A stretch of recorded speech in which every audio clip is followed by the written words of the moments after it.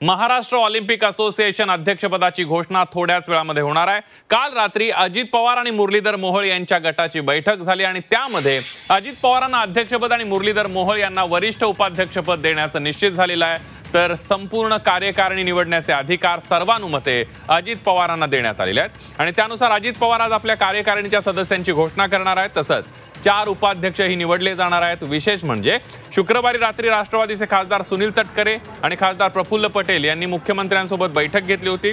या बैठकीत निवडणूक बिनविरोध करण्याचं निश्चित करण्यात आलेलं होतं। आणि याविषयी अधिक माहितीसाठी जाऊयात, आपले प्रतिनिधी मनोज कुलकर्णी आपल्या सोबत आहेत। मनोज, अजित पवार यांची सलग चौथ्यांदा महाराष्ट्र ऑलिम्पिक असोसिएशनच्या अध्यक्षपदी निवड झालेली आहे। उपमुख्यमंत्री आणि राष्ट्रवादी काँग्रेसचे अध्यक्ष अजित पवार हे महाराष्ट्र ऑलिम्पिक असोसिएशनचे अध्यक्ष म्हणून एकमताने ही निवड झालेली आहे। 21 संघटनांपैकी 22 पेक्षा जास्त संघटनांनी त्यांना पाठिंबा दिला आहे। त्याच्या पॅनलमधील आदिल सुमारीवाला, त्याचबरोबर प्रदीप गंदे आणि प्रशांत देशपांडे हे तिघे उपाध्यक्ष पदासाठी निवडणूक न होताच निवडले गेल्याची माहिती समोर येत आहे।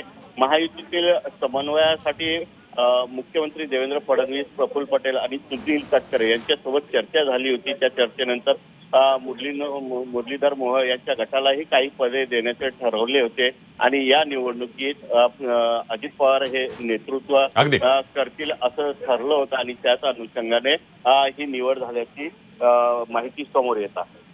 अगदी धन्यवाद मनोज दिलेल्या सविस्तर माहितीबद्दल।